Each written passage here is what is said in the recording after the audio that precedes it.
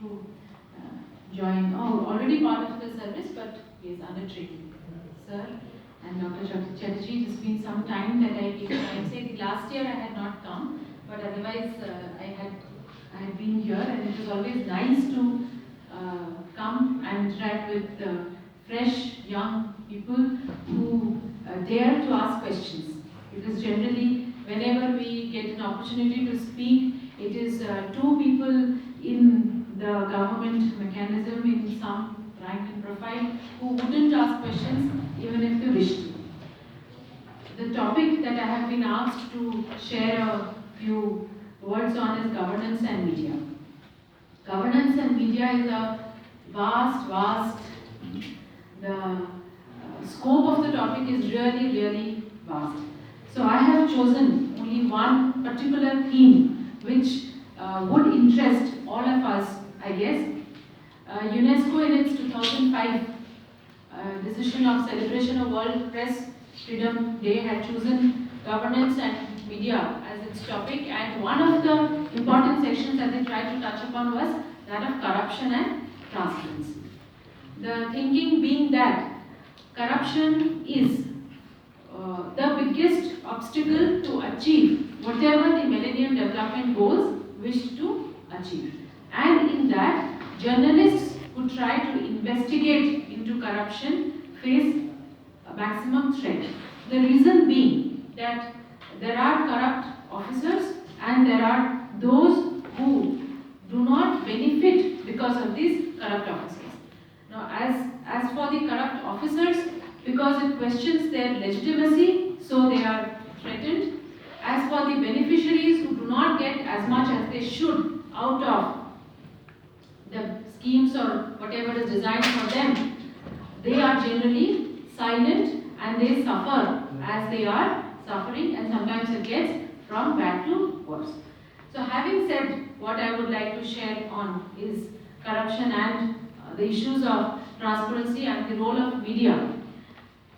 But before we get into the details of it and the challenges, I would just like to delve upon some of the thinkers that I think are relevant for a discussion on freedom of press, what governance in a democratic nation state like that of ours is.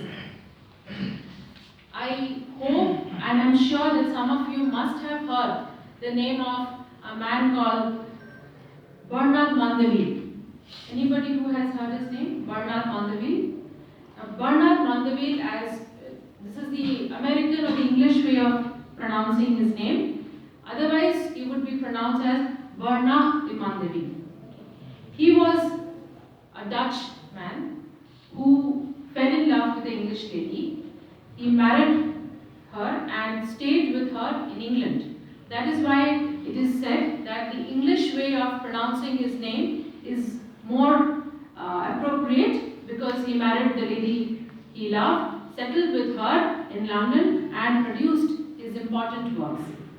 Now, one of his important works was The Fable of the Bees. Fable of the Bees was actually not his important significant work. It was an outcome of the significant work which was called the Grumbling Hive. Okay. It was called the Grumbling Hive. Now, if I were to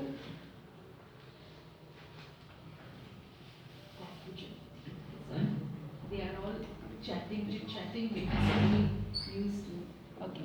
Now, some of you would be, am I audible?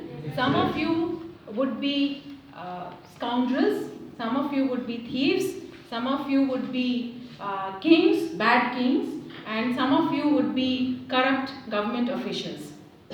But some, remember, you're all bees. What are you? Bees. Okay. Honey bees. Yes, honey bees. Yes. So the Grumbling Hive it was a poem of 13 pages. Who wrote? Bernard Mandeville wrote a poem of 13 pages, which was called the Grumbling Hive. In the Grumbling Hive, he said that of the hive and the bees who lived in the hive, some were scoundrels, cheaters, corrupt officials, bad kings. Some were honest, good people, artisans, sculptors, and all other kinds of good people. And that beehive made a lot of progress, and it was a prosperous beehive. So much so that the friends admired it and the enemies were jealous of it. But these grumbling bees who were there, they were the honest ones. Who were they? They were the honest ones. Now the honest ones were grumbling. Grumbling about what? They were grumbling about moral values. They were grumbling that they were unhappy, that there were scoundrels, there were cheats, and there were corrupt officers in the beehive. So one day, God listened to the grumbling ones. And when God listened to the grumbling ones, God granted them a wish. The wish was that all of you now shall be good and honest. Any idea what happened after a few years maybe? The poem ends that after a few years or days, two people were walking by. They saw the same tree and they had pity on it, because now the beehive had only a few bees, honest ones, and there was nothing to admire, nothing to feel jealous about. Any cases why?